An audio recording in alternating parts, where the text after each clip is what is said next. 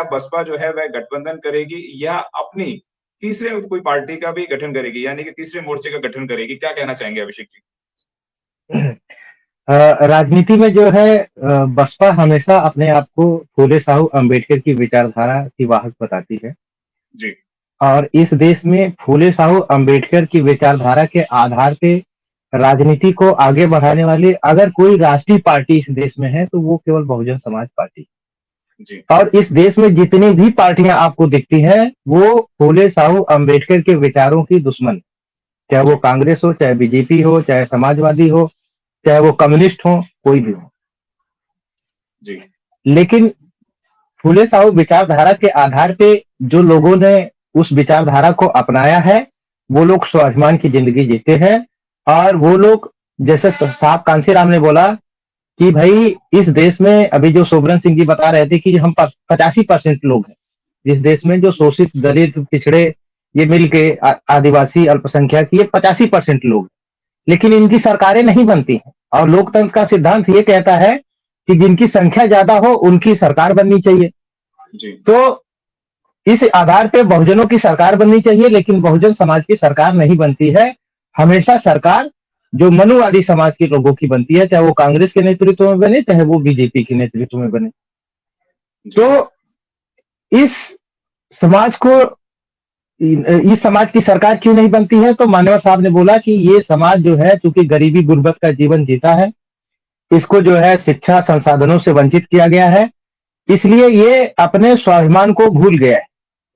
और इसलिए उन्होंने कहा कि मैं जो आंदोलन चला रहा हूं ये आंदोलन न बिकने वाला समाज बनाने का आंदोलन।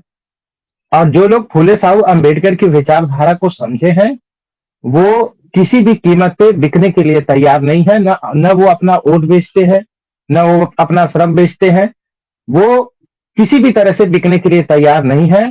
तो ऐसे में मनुवादी पार्टियां बहुजन समाज पार्टी को रोकने के लिए वो गठबंधन करती हैं। वो चाहे एनडीए के नाम से करें, चाहे यूपीए के नाम से करें, चाहे इंडिया के नाम से करें, वो सारे गठबंधन का लक्ष्य एक ही है कि कैसे बहुजन समाज पार्टी को सत्ता से दूर रखा जाए। जी, और इसी लक्ष्य को ध्यान में रख के वो बहुजन समाज पार्टी के खिलाफ केवल कैंपेन चलाती। आप उसका उदाहरण देखिए कि इंडिया गठबंधन ये कह रहा है कि हम एनडीए के विरोधी हैं, हम एनडीए को सत्ता से बाहर फेंकना चाहते हैं, हम नरेंद्र मोदी को सत्ता से बाहर करना चाहते हैं। जी, और वो 28 पार्टियों का गठबंधन बनाए हुए हैं, लेकिन उनके गठबंधन की कोई भी मीटिंग होती है तो उसमें उनके नीति और नीतियों की चर्चा नहीं होती है। उसमें सबसे ज्यादा चर्चा सिर्फ इस बात की होती है कि बहन कुमारी मायावती जी इंडिया गठबंधन में जाएंगी कि नहीं जाएंगी। जी, भाई गठबंधन बहन जी का गठबंधन तो है नहीं, लेकिन जी, सबसे चर्चा चाहे वो जातिवादी मीडिया हो, चाहे वो सोशल मीडिया हो, चाहे कोई भी मीडिया हो, लेकिन इस देश में जो सबसे ज्यादा चर्चा होती है वो सिर्फ इस बात की होती है कि बहन जी इंडिया गठबंधन ज्वाइन करेंगी कि नहीं करेंगी। भाई जब बहन जी ने वो राजनीति का रास्ता नहीं चुना है या बहन जी की अपनी राजनीति है, बहन जी जो है स्वाभिमान सम्मान की जो राजनीति को मजबूत करती हैं, आगे बढ़ाती हैं, तो बहन जी ऐसे लोगों के साथ क्यों जाएंगी जो बहुजन समाज के स्वाभिमान सम्मान के दुश्मन है, बहुजन महापुरुषों के विचारों के दुश्मन है। अगर वो जाएंगी भी तो उनकी जो शर्त होगी वो स्वाभिमान और सम्मान को ध्यान में रख के होगी कि भाई बहुजन समाज का जो स्वाभिमान है सम्मान है उसके साथ किसी भी कीमत पे समझौता नहीं किया जाएगा।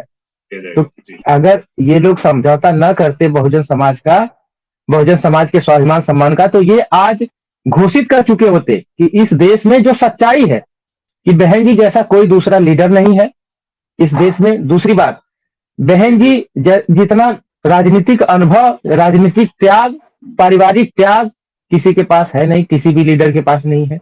और जिस विचारधारा की वो नुमाइंदगी करती है उस विचारधारा के कारण ही भारत आगे बढ़ रहा है। ये जातियों का देश है।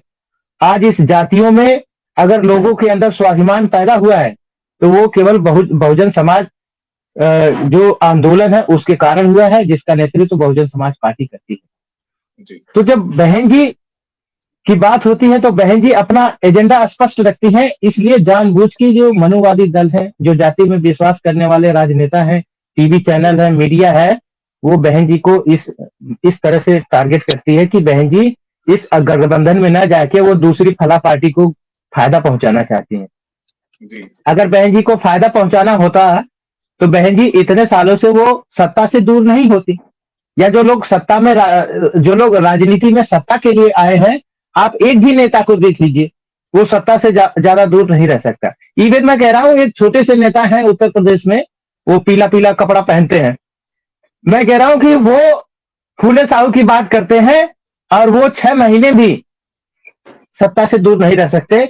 और किस तरह से उनकी तस्वीर वायरल होती है, कैसे वो मजदूरों की तरह जो है उनको दिखाया जाता है जब एनडीए की मीटिंग होती है, कि कैसे वो एकदम पीछे की कतार में, उनको कोई देखता नहीं है, वो जी उसको ज्वाइन कर लेते हैं।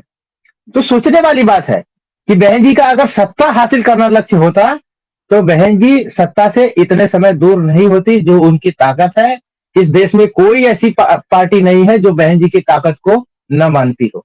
अगर उनकी ताकत नहीं होती, एक विधायक होने के बावजूद उत्तर प्रदेश में बहुत सारी पार्टियां हैं जिनके कितने विधायक हैं, एक से ज्यादा विधायक है, लेकिन उनकी कोई चर्चा नहीं है। सिर्फ बहन जी की चर्चा है कि बहन जी इंडिया गठबंधन में नहीं आएंगी तो इंडिया गठबंधन सक्सेसफुल नहीं होगा। और जी जब बहन जी का स्टैंड क्लियर होता है तो उसमें जो मनुवादी पत्रकार है या जो भाड़े के पत्रकार बुला के जो एक्सपर्ट बुला के जो उनसे ओपिनियन लिया जाता है जनता को भ्रमित करने के लिए, वो क्या लिया जाता है कि बहन जी इसलिए नहीं आ रही हैं कि ईडी से डरती हैं, सीबीआई से डरती हैं।